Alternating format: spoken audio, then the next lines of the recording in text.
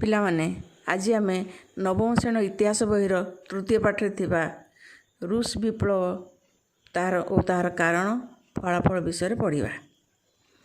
1917 ମସିହାରେ ପୃଥିବୀରେ ଘଟିଥିଲା ଏକ ଯୁଗାନ୍ତକାରୀ ବିପ୍ଳବ। ତାହା ଥିଲା ରୁଷ ବିପ୍ଳବ। ଏହି ବିପ୍ଳବ ପୃଥିବୀରେ ସାମ୍ୟବାଦ, ସମାଜବାଦ ଓ ସମତାର ବାର୍ତ୍ତା ପ୍ରସାରଣ କରିଥିଲା। ଏହା ପୃଥିବୀରେ ଅନେକ ଦେଶର ସାମାଜିକ ଅର୍ଥନୈତିକ କ୍ଷେତ୍ରରେ ପରିବର୍ତ୍ତନ ଆଣିଥିଲା। ଅନେକ ଦେଶର ଏହା ଥିଲା ଏକ ଯୁଗାନ୍ତକାରୀ ଘଟଣା। ସମଗ୍ର ପୃଥିବୀର ସତେ ଯେପରି ସମଗ୍ର ପୃଥିବୀରେ ଏହା ଆଖି ଖୋଲି ଦେଇଥିଲା।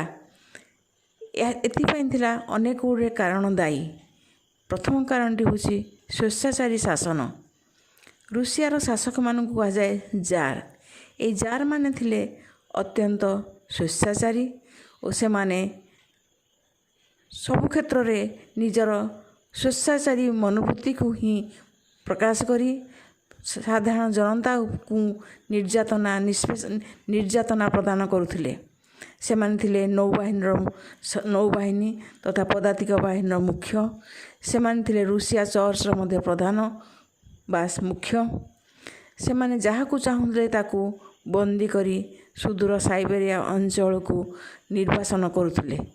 ବିନା ବିଚାରରେ ଯେକୌଣସି ଲୋକକୁ ସେମାନେ ମୃତ୍ୟୁଦଣ୍ଡର ଆଦେଶ ଦେଉଥିଲେ। ଏପରିକି ଏମାନଙ୍କର ଏହି ତ୍ରୁଟିପୂର୍ଣ୍ଣ ଏକଛତ୍ରବାଦୀ ଶାସନ ଯୋଗୁଁ ରୁଷିଆର ଲୋକମାନଙ୍କ ଭିତରେ ଅଶାନ୍ତି ଅସନ୍ତୋଷ ବୃଦ୍ଧି ପାଇଥିଲା। ଦୀର୍ଘ 100 ବର୍ଷରୁ ଉର୍ଦ୍ଧ୍ୱ ଧରି ରୁଷର ରୋମାନବ ବଂଶର ଶାସକମାନେ ରୁଷିଆକୁ ଏହିପରି ରସାତଳଗାମୀ କରିଥିଲେ। ସେମାନଙ୍କ ମଧ୍ୟରେ ଦ୍ୱିତୀୟ ଆଲେକଜାଣ୍ଡାର ଥିଲେ ଅତ୍ୟନ୍ତ ଉଦାରବାଦୀ। ସେ କ୍ରୀତଦାସମାନଙ୍କୁ ରୁଷିଆରେ ଥିବା ଅନେକ ଶ୍ରମିକମାନେ ପ୍ରାୟ ଥିଲେ କ୍ରୀତଦାସ ଶ୍ରେଣୀର।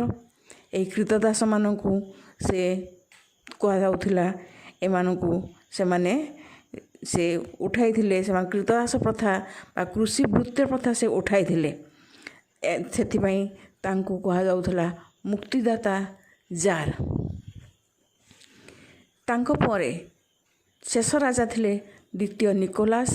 ସେ ଥିଲେ ଅତ୍ୟନ୍ତ ଉଦାର ତଥା ଧାର୍ମିକ, କିନ୍ତୁ ତାଙ୍କର ପ୍ରଜାମାନେ ଥିଲେ ସ୍ୱେଚ୍ଛାଚାରୀ, ଯେଉଁଥିପାଇଁ କି ତାଙ୍କ ସମୟରେ ହିଁ ରୁଷିଆର ଆରମ୍ଭ ହୋଇଥିଲା ବିପ୍ଳବ ବା ରୁଷ ବିପ୍ଳବ ଆରମ୍ଭ ହୋଇଥିଲା। ଦ୍ୱିତୀୟ କାରଣଟି ହେଉଛି ସାମାଜିକ ବୈଷମ୍ୟ। ରୁଷିଆର ଲୋକମାନଙ୍କୁ ସାଧାରଣତଃ ଦୁଇଟି ଶ୍ରେଣୀରେ ବିଭକ୍ତ କରାଯାଇଥିଲା। ଜଣେ ଥିଲେ ଥିଲାବାଲା ଶ୍ରେଣୀର, ଆଉ ଗୋଟିଏ ଗୋଷ୍ଠୀ ଥିଲେ ନଥିଲାବାଲା। ସାଧାରଣତଃ ରାଜାଙ୍କ ଅନୁଗତମାନେ, ସମ୍ଭ୍ରାନ୍ତମାନେ, ଏମାନେ ଥିଲେ ଧନିକ ଓ ଶ୍ରମିକ ତଥା କୃଷକମାନେ ଥିଲେ ନଥିଲାବାଲା ଶ୍ରେଣୀର। ଉଭୟଙ୍କ ଭିତରେ ଅନେକ ଅର୍ଥଗତ ପାର୍ଥକ୍ୟ ଯୋଗୁଁ ଚିନ୍ତାଧାରାରେ ମଧ୍ୟ ପାର୍ଥକ୍ୟ ଥିଲା। ଥିଲାବାଲା ଲୋକମାନେ ନଥିଲାବାଲାମାନଙ୍କୁ ଅତ୍ୟନ୍ତ ଘୃଣା ତଥା ନୀଚ ଦୃଷ୍ଟିରେ ଦେଖୁଥିଲେ। ଶ୍ରମିକମାନେ ଅତ୍ୟନ୍ତ ଅସ୍ୱାସ୍ଥ୍ୟକର ପରିବେଶ ମଧ୍ୟରେ ଜୀବନ ଅତିବାହିତ କରୁଥିଲେ। ସେ ସମୟରେ ଭୋଦକା ନାମକ ଏକ ପ୍ରକାର ନିଶାକାରୀ ପାନୀୟ ପ୍ରତି ସେମାନେ ଆକୃଷ୍ଟ ହେଉଥିଲେ, ଯାହାଫଳରେ କି ଅସ୍ୱାସ୍ଥ୍ୟକର ପରିବେଶ, ଖାଦ୍ୟାଭାବ, ନିଶାଗ୍ରସ୍ତ ଯୋଗୁଁ ସେମାନେ ଅଳ୍ପ ବୟସରେ ମୃତ୍ୟୁବରଣ କରୁଥିଲେ। ତୃତୀୟ କାରଣଟି ଥିଲା ଅର୍ଥନୈତିକ ଅସମାନତା।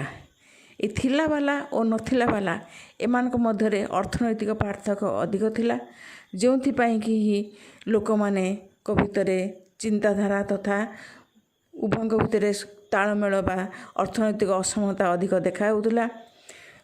1861 ମସିହାରେ କୃଷିବୃତ୍ତି ପ୍ରଥା ଉଠିବା ପରେ ସାଧାରଣତଃ ଲୋକମାନଙ୍କର ଅବସ୍ଥାରେ ଅଧିକ ଦୁର୍ବଳ ହେଲା। ଚାଷ ଜମିର ଆବଣ୍ଟନ ଠିକ୍ ଭାବେ ନ ହେବା ଯୋଗୁଁ ବହୁ ଲୋକ ଭୂମିହୀନ ହେଲେ। ଯେଉଁମାନେ ସବୁ ଭୂମିହୀନ ଥିଲେ ସେମାନଙ୍କୁ କୁହାହେଉଥିଲା ସର୍ବହରା ବା ପ୍ରୋଲେତାରିଏଟ୍। ଚତୁର୍ଥ କାରଣଟି ଥିଲା ଶିଳ୍ପ ବିପ୍ଳବର ପ୍ରଭାବ। ଶିଳ୍ପ ବିପ୍ଳବର ପ୍ରଭାବ ଯୋଗୁଁ ରୁଷିଆରେ ଅନେକ ସଂଖ୍ୟାରେ କଳକାରଖାନା ଓ ଶିଳ୍ପାନୁଷ୍ଠାନମାନ ଗଢ଼ି ଉଠିଥିଲା। ଏହି ଶିଳ୍ପାନୁଷ୍ଠାନର ମାଲିକମାନେ ଥିଲେ ଶିଳ୍ପପତି ଓ ସାଧାରଣତଃ ଶ୍ରମିକମାନେ ଥିଲେ ଗରିବ ଶ୍ରେଣୀର। କଠିନ ପରିଶ୍ରମ କରି ଶ୍ରମିକମାନେ उत्पादन करुले सत किंतु तार लाभांश से माने पाई पार नथिले। पुंजीपति शिल्पपति माने ही यार लाभांश को उपभोग करुले, जो कि ही श्रमिक मानक भितर अशांति असंतोष क्रमश वृद्धि पाइथिला। पंचम कारण होची बौद्धिक चेतना। पाश्चात्य यूरोपर उदार राजनैतिक चिंताधारा रूसियार शिक्षित मध्यवर्ती श्रेणी को गभीर भाव प्रभावित करथिला। रूसिया माने Leo Tolstoy, Dostoevsky, Maxim Gorky, Lavrov आदि चिंताशील लेखक मानक रचित पुस्तक गुड़िक द्वारा अधिक प्रभावित होइथिले। सबुठारु अधिक प्रभावित होइथिले जर्मनी जन्मित महान चिंतानायक कार्ल मार्क्स रचित कम्युनिस्ट मैनिफेस्टो द्वारा और परवर्ती समय तांकर लेखा द कैपिटल द्वारा से आहरी अधिक प्रभावित होइथिले और जहाँकि से भितर साम्यवादी चिंताधारा वृद्धि पाइथिला और से माने विप्लव दिगरे आगे आसीथिले। षष्ठ कारणटी होची भिन्न भिन्न दल गठन। रूसिया समाज सबुठ दुष्ट अवहेलित थिले कृषक और श्रमिक माने, से माने थिले शोषित श्रेणी। ये सर्वहारा मान को कहुला प्रोलेतारिएट। से माने जार स्वेच्छाचारी और शोषक श्रेणी अन्याय अत्याचार विरुद्ध आंदोलन करने भिन्न भिन्न दल गठन करथिले। 1901 मसीह भूमिहीन कृषक माने सामाजिक विप्लवी दल गठन करथिले। सम्रांत मान जमी छड़ाई आनी कृषक मान को बंटन करिया यही दलर मुख्य लक्ष्य।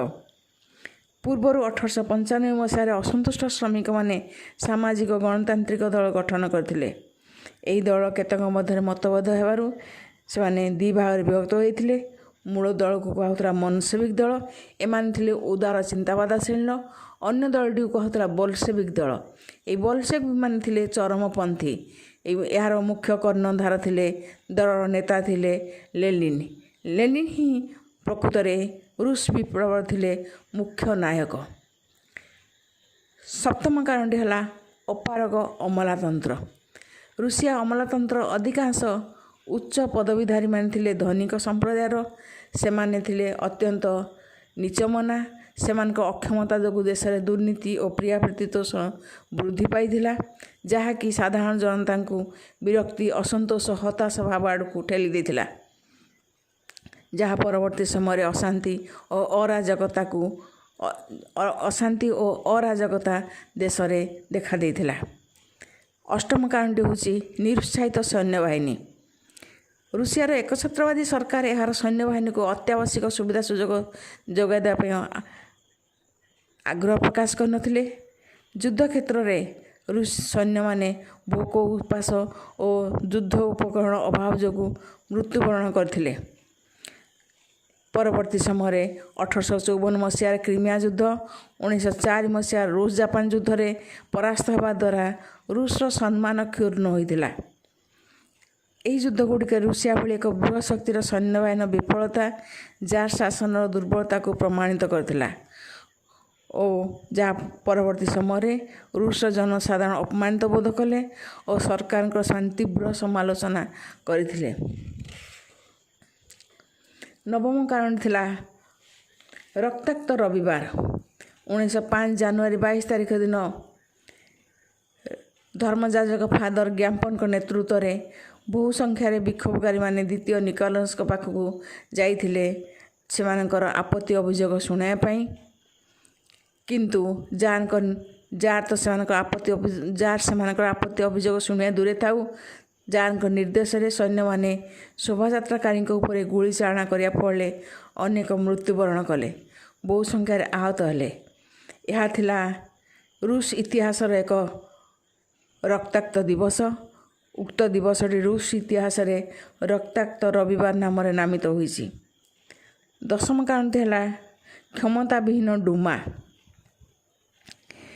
रूस निर्वाचित संसद बा डुमा थिला अत्यंत क्षमताविहीन।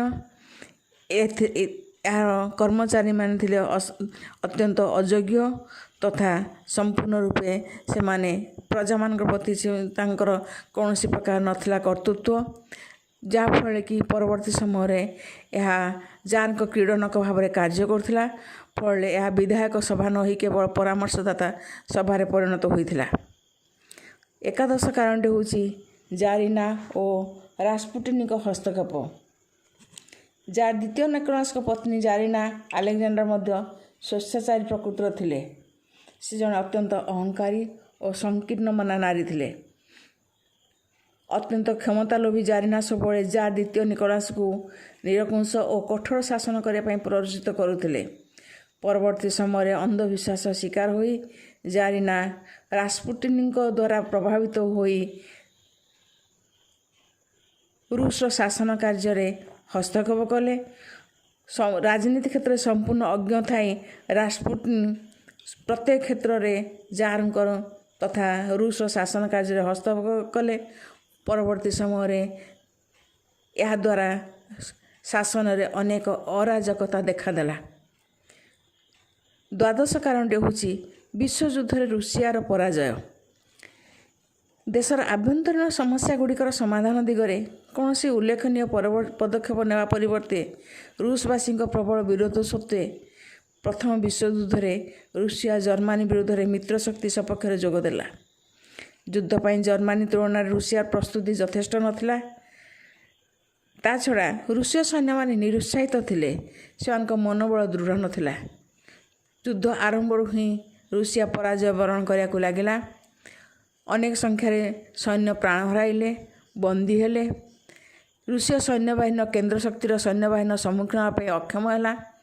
ପରାଜୟ ଅପମାନ ସାଙ୍ଗୁ ଯୁଦ୍ଧ ଯୋଗୁଁ ରୁଷିଆର ଆର୍ଥିକ ଅବସ୍ଥାରେ ଅବନତି ଦେଖାଦେଲା। ଏହା ରୁଷର ଜନସାଧାରଣଙ୍କୁ ଅତ୍ୟନ୍ତ ମର୍ମାହତ କରିଥିଲା ଓ ବିପ୍ଳବ କରିବା ପାଇଁ ଉତ୍ତେଜିତ କଲା। ଏସବୁ କାରଣଗୁଡ଼ିକ ଯୋଗୁଁ ରୁଷରେ ବିପ୍ଳବର ସୂତ୍ରପାତ ହୋଇଥିଲା। ବିଭିନ୍ନ କାରଣରୁ ଉପୁଜିଥିବା ଜନ ଅସନ୍ତୋଷ ପୁଞ୍ଜୀଭୂତ ହୋଇ ଏକ ବିପ୍ଳବ କରିବା ସପକ୍ଷରେ ରୁଷିଆରେ ଜନମତ ସୃଷ୍ଟି ହେଲା। ଖାଦ୍ୟଶସ୍ୟ, ପୋଷାକ, ଜାଳେଣୀ ପ୍ରଭୃତି ଦୈନନ୍ଦିନ ଆବଶ୍ୟକତାର ଅଭାବ ବିପ୍ଳବର ଆଶୁ କାରଣ ହେଲା। ବଜାରରେ ଜିନିଷପତ୍ର ଘୋର ଅଭାବ ଦେଖାଦେଲା। ଗରିବ ଲୋକମାନେ ଅତି ଦୁଃଖ କଷ୍ଟରେ ଜୀବନ ଅତିବାହିତ କଲେ। ଏହି ପ୍ରକାର ଦୁଃଖ, ଅଶାନ୍ତି, ନିର୍ଯାତନା ଭିତରେ ରହି ସେମାନେ ବିପ୍ଳବ କରିବା ପାଇଁ ହିଁ ରାଜପଥକୁ ଓହ୍ଲାଇ ଆସିଥିଲେ। ପ୍ରଥମରେ ହୋଇଥିଲା ଫେବୃଆରୀ ବିପ୍ଳବ। 1917 ମସିହା ମାର୍ଚ୍ଚ ମାସ 8 ତାରିଖରେ ପ୍ରାୟ 1 ଲକ୍ଷ ଲୋକ ପେଟ୍ରୋଗ୍ରାଡ ସହରର ରାଜରାସ୍ତାରେ ବିକ୍ଷୋଭ ପ୍ରଦର୍ଶନ କଲେ। ଏହି ବିକ୍ଷୋଭରେ ହଜାର ହଜାର ସଂଖ୍ୟାରେ ମହିଳାମାନେ ମଧ୍ୟ ଯୋଗ ଦେଇଥିଲେ। ବିପ୍ଳବୀମାନେ ବଳପୂର୍ବକ ଜାର ଓ ତାଙ୍କ ସରକାରଙ୍କୁ କ୍ଷମତାରୁ ହଟାଇ ମାର୍ଚ୍ଚ ମାସ 12 ତାରିଖରେ କାମଚଳା ସରକାର ଏକ ପ୍ରତିଷ୍ଠା କଲେ। ଜାରଙ୍କୁ ରୁଷିଆର ରାଜଗାଦି ତ୍ୟାଗ କରିବା ପାଇଁ ଦାବି କଲେ। ମାର୍ଚ୍ଚ ମାସ 15 ତାରିଖରେ ଜାର ଦ୍ୱିତୀୟ ନିକୋଲାସ ରାଜଗାଦି ତ୍ୟାଗ କରିବାକୁ ବାଧ୍ୟ ହେଲେ। ରୁଷିଆର 300 ବର୍ଷରୁ ଉର୍ଦ୍ଧ୍ୱ ସମୟ ଧରି ଶାସନ କରୁଥିବା ରୋମାନବ ରାଜବଂଶର ରାଜତ୍ୱର ଅନ୍ତ ଘଟିଥିଲା। ଏହା ଥିଲା 1917 ମସିହାର ଫେବୃଆରୀ ବିପ୍ଳବ। ତାପରେ ରୁଷିଆରେ ଏକ କାମଚଳା ସରକାର ଗଠିତ ହୋଇଥିଲା। ପରବର୍ତ୍ତୀ ସମୟରେ କେରେନ୍ସି ସରକାର କାମଚଳା ସରକାରଙ୍କ ବିଫଳତା ପରେ କ୍ଷମତାକୁ ଆସିଥିଲେ। ମନସେଭିକ ଦଳ କ୍ଷମତାକୁ ଆସିବା ପରେ ଏହି ଦଳ ବିପ୍ଳବୀତ ସମାଜବାଦୀ ନେତା ତଥା ପୂର୍ବତନ ଯୁଦ୍ଧମନ୍ତ୍ରୀ କେରେନ୍ସ୍କି ହୋଇଥିଲେ ରୁଷିଆର ପ୍ରଧାନମନ୍ତ୍ରୀ। ସେ ସମାଜବାଦ ପ୍ରତିଷ୍ଠା ପାଇଁ ସାମ୍ବିଧାନିକ ପ୍ରଥାରେ ବିଶ୍ୱାସ କରୁଥିଲେ। ସେ ଯୁଦ୍ଧ ଚାଲୁ ରହିବା ସପକ୍ଷରେ ଥିଲେ, କିନ୍ତୁ ତା ସହିତ ଯଥାଶୀଘ୍ର ସମ୍ମାନ ସହ ଏହାର ସମାପ୍ତି ଚାହୁଁଥିଲେ। ସୈନ୍ୟମାନଙ୍କ ମଧ୍ୟରେ ସାହସ ଓ ମନୋବଳକୁ ସେ ଦୃଢ଼ କରିବାକୁ ଉଦ୍ୟମ କରି ବିଫଳ ହେଲେ, କାରଣ ସେମାନେ ବୋଲସେଭିକ ଆଦର୍ଶରେ ଅତିଶୟ ପ୍ରଭାବିତ ହୋଇ ଯୁଦ୍ଧ କରିବା ପାଇଁ ଆଗ୍ରହୀ ନଥିଲେ। ପରବର୍ତ୍ତୀ ସମୟରେ ଅକ୍ଟୋବର ବିପ୍ଳବ ଲେନିନ୍ଙ୍କ ନେତୃତ୍ୱରେ ବୋଲସେଭିକ ଦଳ ଦ୍ୱାରା ହୋଇଥିଲା। ଏଥିପାଇଁ ଏହାକୁ ମଧ୍ୟ କୁହାଯାଏ ବୋଲସେଭିକ ବିପ୍ଳବ। 1900 ମସିହାରେ ନିର୍ବାସନ ଦଣ୍ଡରୁ ମୁକ୍ତି ପାଇଁ 17 ବର୍ଷ ବ୍ୟାପୀ ୟୁରୋପର ବିଭିନ୍ନ ଦେଶରୁ ରୁଷିଆର ବିପ୍ଳବୀମାନଙ୍କୁ ରାଜତନ୍ତ୍ର ବିରୁଦ୍ଧରେ ପ୍ରେରଣା ଦେଇ ଲେନିନ୍ ଫେବୃଆରୀ ବିପ୍ଳବର ସଫଳତା ପରେ 1917 ଏପ୍ରିଲ 16 ତାରିଖରେ ସୁଇଜରଲ୍ୟାଣ୍ଡରୁ ଆସି ପେଟ୍ରୋଗ୍ରାଡଠାରେ ପହଞ୍ଚିଲେ ଓ ବିପ୍ଳବୀମାନଙ୍କୁ ପ୍ରତ୍ୟକ୍ଷ ନେତୃତ୍ୱ ଦେଇଥିଲେ। 1917 ମସିହା ନଭେମ୍ବର 7 ତାରିଖରେ ବୋଲସେଭିକ ସ୍ୱେଚ୍ଛାସେବୀମାନେ ପେଟ୍ରୋଗ୍ରାଡ ସହରରେ ରେଳ ଷ୍ଟେସନ, ସାମରିକ ଦୁର୍ଗ, ଟେଲିଗ୍ରାଫ टेलीफोन କାର୍ଯ୍ୟାଳୟ ତଥା ଅନ୍ୟାନ୍ୟ ସରକାରୀ କାର୍ଯ୍ୟାଳୟକୁ ଅକ୍ତିଆର କରିନେଲେ। ସୈନ୍ୟବାହିନୀର ମୁଖ୍ୟ କାର୍ଯ୍ୟାଳୟ ମଧ୍ୟ ଅଧିକାର କଲେ। ଏହିପରି ଭାବରେ ସମସ୍ତ ସରକାରଙ୍କର ସମସ୍ତ କାର୍ଯ୍ୟାଳୟଗୁଡ଼ିକ ଅକ୍ତିଆର କରିବା ପରେ କେରେନ୍ସି ସରକାରଙ୍କର ପତନ ଘଟିଲା। ବିନା ରକ୍ତପାତରେ ରୁଷିଆ ଶାସନ ଉପରେ ବୋଲସେଭିକ୍ ଦଳର ସମ୍ପୂର୍ଣ୍ଣ ନିୟନ୍ତ୍ରଣ ପ୍ରତିଷ୍ଠିତ ହେଲା। 1917 ମସିହା ନଭେମ୍ବର 7 ତାରିଖ ସନ୍ଧ୍ୟାରେ ରୁଷିଆରେ ସୋଭିଏତ୍ ସାଧାରଣତନ୍ତ୍ର ସ୍ଥାପିତ ହେଲା ବୋଲି ଏହାର ନେତା ଲେନିନ୍ ଘୋଷଣା କଲେ। ରୁଷିଆରେ ସାମ୍ୟବାଦ ପ୍ରତିଷ୍ଠା ହେବ ବୋଲି ମଧ୍ୟ ସେ ଘୋଷଣା କଲେ। ପେଟ୍ରୋଗ୍ରାଡଠାରେ ନିଖିଳ ରୁଷିଆ ସୋଭିଏତ୍ କଂଗ୍ରେସର ସଦସ୍ୟମାନଙ୍କ ଦ୍ୱାରା ତାଙ୍କ 3 ଗୋଟି ଆଦେଶନାମା ଅନୁମୋଦିତ ହେଲା। ସେଗୁଡ଼ିକ ହେଲା ଯୁଦ୍ଧରତ ରାଷ୍ଟ୍ରମାନଙ୍କ ସହ ଶାନ୍ତି ସ୍ଥାପନ କରିବା, ଜମି ବ୍ୟବହାର କରିବା ଅଧିକାର କୃଷକମାନଙ୍କୁ ଦେବା ଓ ଶିଳ୍ପ ଓ କାରଖାନାଗୁଡ଼ିକରେ ଉତ୍ପାଦନ ପରିଚାଳନା କ୍ଷମତା ଶ୍ରମିକମାନଙ୍କ ହାତରେ ନ୍ୟସ୍ତ କରିବା। ନୂତନ ସରକାରରେ ଲେନିନ୍ ପ୍ରଧାନମନ୍ତ୍ରୀ ହେଲେ ଓ ଟ୍ରୋଟ୍ସ୍କି ବୈଦେଶିକ ବ୍ୟାପାର ମନ୍ତ୍ରୀ ଭାବେ ନିଯୁକ୍ତି ପାଇଲେ। 1917 ଫେବୃଆରୀ ବିପ୍ଳବ ଏକ ରାଜନୈତିକ ବିପ୍ଳବ ଥିଲା ଓ ଏହା ଜାର୍ଙ୍କ ସ୍ୱେଚ୍ଛାଚାରିତାକୁ ସମୂଳେ ଧ୍ୱଂସ କରି ଶାସନ ଉପରେ ମଧ୍ୟବର୍ତ୍ତୀ ଶ୍ରେଣୀର ନିୟନ୍ତ୍ରଣ ପ୍ରତିଷ୍ଠା କରିଥିଲା। ରୁଷ ବିପ୍ଳବ ଥିଲା ପୃଥିବୀରେ ଏକ ଯୁଗାନ୍ତକାରୀ ଘଟଣା। ଏହା ରୁଷିଆର ରାଜନୈତିକ, ଅର୍ଥନୈତିକ ଓ ସାମାଜିକ ଅବସ୍ଥାରେ ଏକ ଉଲ୍ଲେଖନୀୟ ପରିବର୍ତ୍ତନ ଆଣିଥିଲା। ପ୍ରଥମଟି ହେଲା ରାଜନୈତିକ ପରିବର୍ତ୍ତନ। ଜାର୍ମାନଙ୍କର ଏକଛତ୍ରବାଦୀ ଶାସନ ଲୋପ ପାଇଥିଲା। ଦେଶର ଶାସନ ପ୍ରୋଲେତାରିଏଟଙ୍କ ହାତକୁ ଗଲା।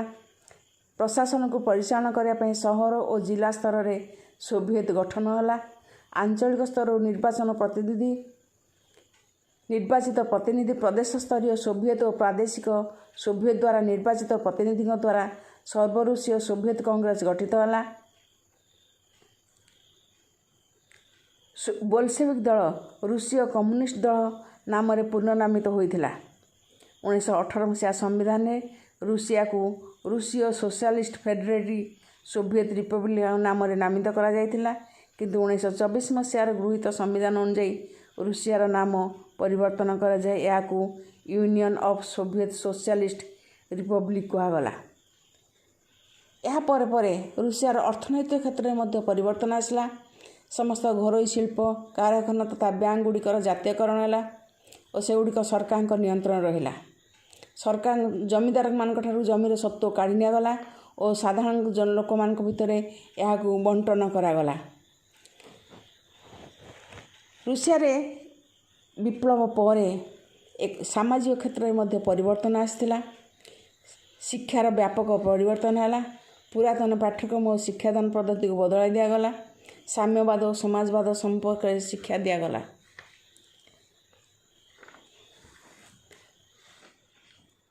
ଆନ୍ତର୍ଜାତିକ କ୍ଷେତ୍ରରେ ମଧ୍ୟ ଏହା ପ୍ରଭାବ ପକାଇଥିଲା। ଅକ୍ଟୋବର ବିପ୍ଳବ ପରେ ରୁଷିଆର ନୂତନ ସରକାର ରାଷ୍ଟ୍ର ଗଠନକୁ ଅଗ୍ରାଧିକାର ଦେଲେ। ସମଗ୍ର ବିଶ୍ୱଯୁଦ୍ଧରୁ ଓହରି ଆସିବା ପାଇଁ ଜର୍ମାନୀ ସହିତ ଯୁଦ୍ଧ ବିରତି ଘୋଷଣା କଲେ।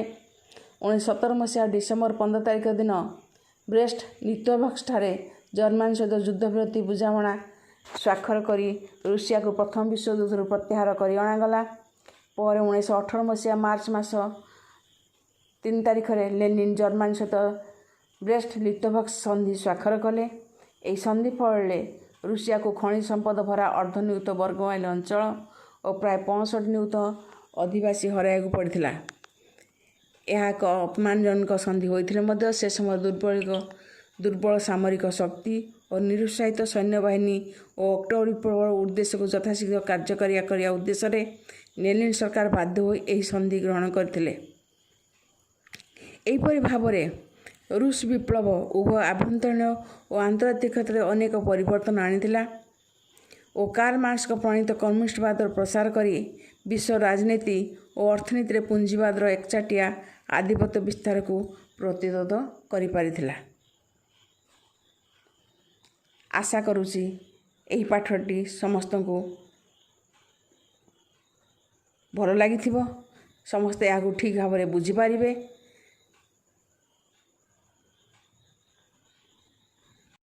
ଧନ୍ୟବାଦ।